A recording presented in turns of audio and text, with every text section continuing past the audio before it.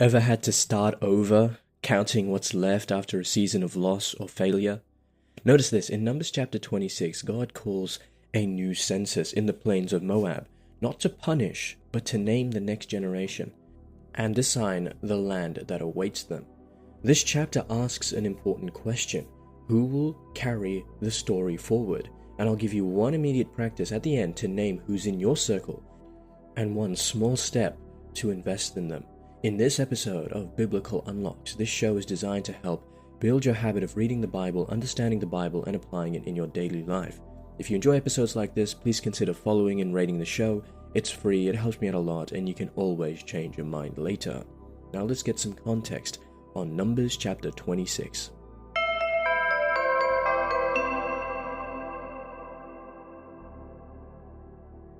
So, Numbers chapter 26 takes place after the calamity of the earlier rebellions and the sentence on the faithless generation. God commissions a second census of Israel in the plains of Moab in Numbers chapter 26. And this is not some sort of bureaucratic detail for its own sake. It actually marks something important. It is a theological reset, a fresh start, counting those who will enter the promised lands, clarifying tribal shares, and preparing the community to receive inheritance by God's allotment. And Moses and Eleazar, so Eleazar is son of Aaron the priest who died earlier in Numbers, they're going to oversee the work, and the Levites always remain set apart. And this census actually shapes the identity, responsibility, and future hope of the Israelites. So let's take a look. Alright, let's read verses 1 to 4. The focus here is the commission to take the census. After the plague, the Lord said to Moses and to Eleazar the priest, "Take a census of the whole congregation of the Israelites, from 20 years old and up, by their ancestral houses, everyone in Israel able to go to war." Moses and Eleazar the priest spoke with them in the plains of Moab, by the Jordan, opposite Jericho, saying, "Take a census of the people, from 20 years old and up, as the Lord commanded Moses." So when life forces a restart, who are the people you rely on to carry things forward?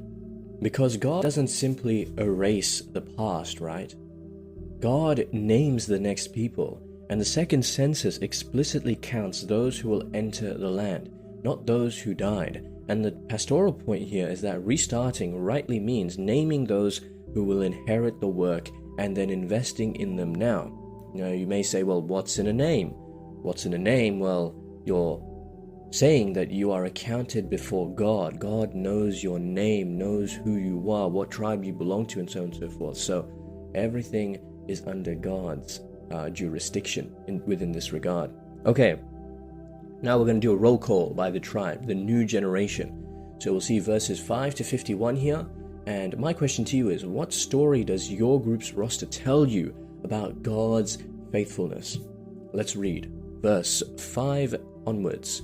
Reuben, the firstborn of Israel, the descendants of Reuben, of Hanok, the clan of the Hanokites, of Palu, the clan of the Paluites, of Hezron, the clan of the Hezronites, of Carmi, the clan of the Carmites. These are the clans of the Reubenites. The number of those enrolled was 43,730.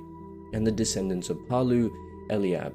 The descendants of Eliab, Nemuel, Dathan, and Abiram. These are the same Dathan and Abiram, chosen from the congregation, who rebelled against Moses and Aaron in the congregation of Korah, when they rebelled against the Lord. And the earth opened its mouth and swallowed them up along with Korah, and when that congregation died, when the fire devoured 250 men, and they became a warning. Notwithstanding, the sons of Korah did not die. The descendants of Simeon by their clans, of Nemuel, the clan of the Nemuelites, of Jamin, the clan of the Jaminites, of Jashin, the clan of the Jashinites, of Zerah, the clan of the Zerahites, of Shaul, the clan of the Shaulites. These are the clans of the Simeonites, 22,200. The descendants of Gad by their clans, of Zephon, the clan of the Zephonites, of Haggai, the clans of the Haggites, of Shuni, the clan of the Shunites, of Ozni, the clan of the Oznites, of Eri, the clan of the Erites, of Arod, the clans of the Arodites, of Areli, the clan of the Arelites. These are the clans of the descendants of Gad by the number of those enrolled, 40,500. the clans of Judah, Er and Onan. Er and Onan died in the land of Canaan. The descendants of Judah by their clans were of Shelah, the clan of the Shelonites, of Perez, the clan of the Perizzites, of Zerah, the clan of the Zerahites. Verse 21, the descendants of Perez were of Hezron, the clan of the Hezronites, of Hamul, the clan of the Hamalites. These are the clans of Judah by the number of those enrolled, 76,500.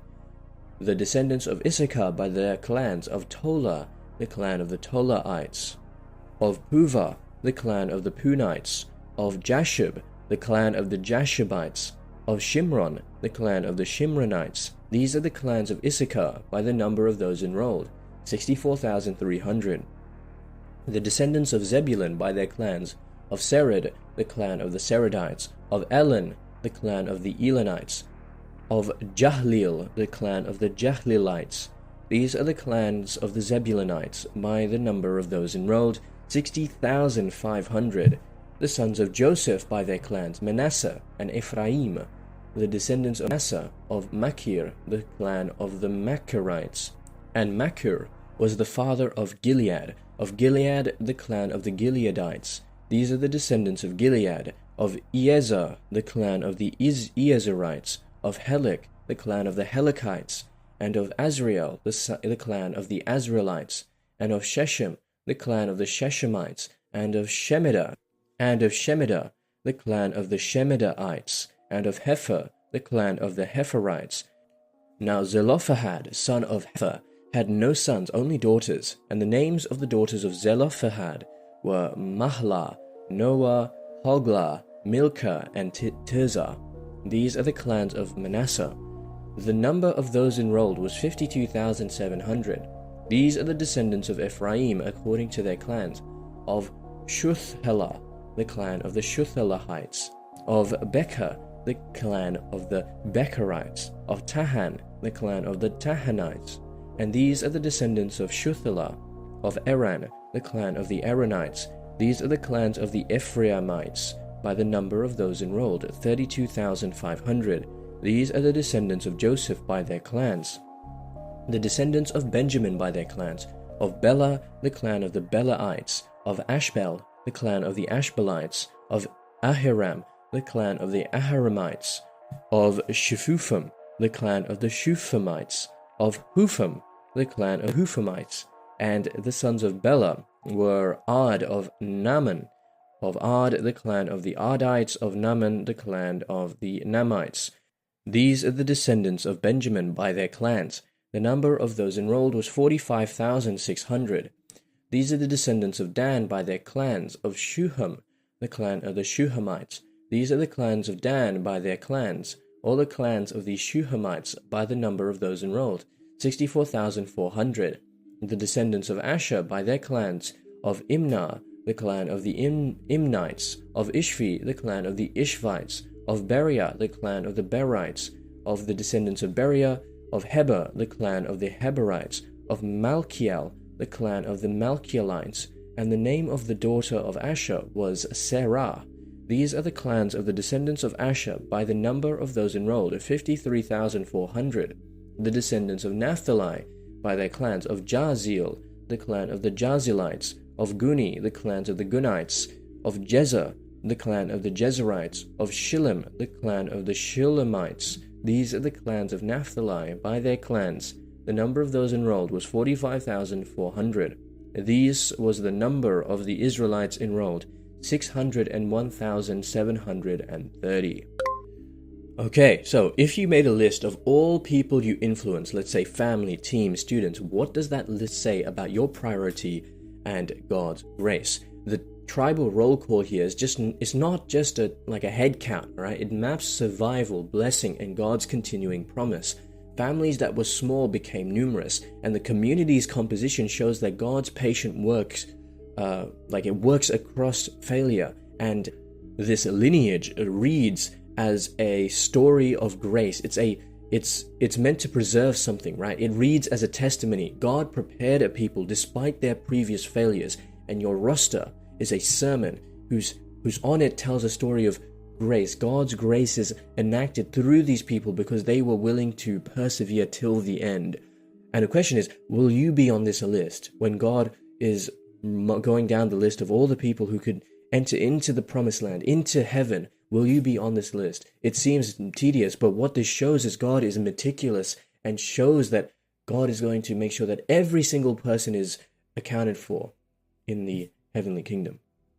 Okay, so let's go into verses 52 to 56 now, 52 to 56, which is going to be on land allocation principle by number and inheritance rules. So, how will you share responsibility and resources in the next season? Verse 52, the Lord spoke to Moses, saying, To these the land shall be apportioned for inheritance according to the number of names. To a large tribe you shall give a large inheritance, and to a small tribe you shall give a small inheritance. Every tribe shall be given its inheritance according to its enrollment, but the land shall be apportioned by lot, according to the names of their ancestral tribes they shall inherit. Their inheritance shall be apportioned according to the lot, between the larger and the smaller. Okay, so when resources come, how will you share them fairly so future generations can thrive? Because God ties land allotment to names and numbers, so justice and family continuity are visible. The point here is that the community inheritance, it's not chaotic, it's governed so each family receives a share. In our terms, structure and fair accounting, that is what preserve legacy and prevent the strong from hoarding the promised future. Okay, last part of the chapter, verses 57 to 65. This is going to be the final roll call. We've got some genealogical notes and exceptions. So who is remembered and who is left out? And what does this teach us about mercy and consequence? Let's read. Verse 57. This is the enrollment of the Levites by their clans. Of Gershon, the clan of the Gershonites. Of Kohath, the clan of the Kohathites. Of Merari, the clan of the Merarites. These are the clans of Levi, the clan of the Libnites, the clan of the Hebronites, the clan of the Mahlites, the clan of the Mushites, the clan of the Korahites. Now Kohath was the father of Amram. The name of Amram's wife was Jochebed's daughter of Levi, who was born to Levi in Egypt, and she bore to Amram Aaron, Moses, and their sister Miriam. To Aaron were born Nadab, Abihu, Eleazar, and Ithamar. But Nadab and Abihu died when they offered unholy fire before the Lord. The number of those enrolled was 23,000, every male 1 month old and up, for they were not enrolled among the Israelites, because there was no allotment given to them among the Israelites. These were those enrolled by Moses and Eleazar the priest, those who enrolled the Israelites in the plains of Moab, by the Jordan at Jericho. Among these there was not one of those enrolled by Moses and Aaron the priest, who had enrolled the Israelites in the wilderness of Sinai. For the Lord had said of them, They shall die in the wilderness. Not one of them was left, except Caleb, son of Jephunneh, and Joshua, son of Nun. Who did you hope would make the list but didn't? And what does that loss teach you? The chapter here doesn't hide tragedy. Some families are gone because of prior rebellion, others remain, and the census records both mercy, those spread, and consequence, those lost. And the idea here is that the pastoral truth counting includes both thanksgiving and the grief, the remembrance of those who are lost, because this remembrance is actually what shapes both faithful leadership and one's ability to walk faithfully in God, remembering, oh, I know what these people did in the past and I'm not here to replicate the same mistakes. Okay, let's see how this chapter fulfills Jesus Christ.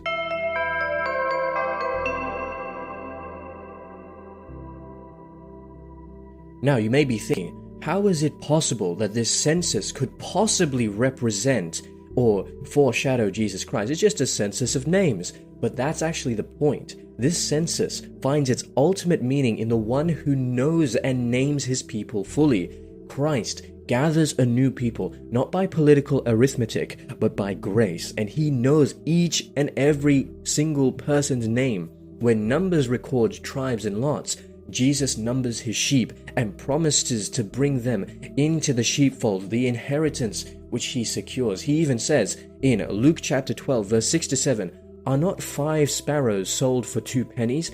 And not one of them is forgotten before God, but even the hairs of your head are all numbered.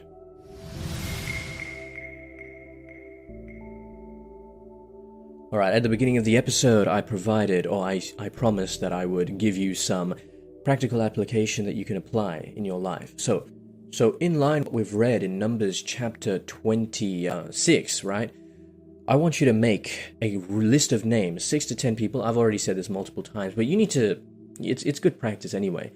People you are responsible for, both spiritually, emotionally, and practically. So family, students, mentees, teammates. And next to each name, write down one concrete, achievable promise for the next month. For example, you can call a person, you can pray for that person, you can teach this person, you can fix some need that they have. So do one of those promises this week and tell that person that you are committed. And the second is, you want to, like what we saw right at the end of the chapter from verses 52 to 56, there needs to be a fair allotment of resources, right? So if you lead a small group or project, set up one transparent rule for sharing resources or responsibilities. For example, a rotation. For example, one person shouldn't be doing the same job over and over again. You need to rotate with this. A small fund, a giving share. Announce it publicly so that people know how the land will be shared and inherited by the next season. And this avoids, last minute scrambling. It also builds that accountability and avoids favoritism.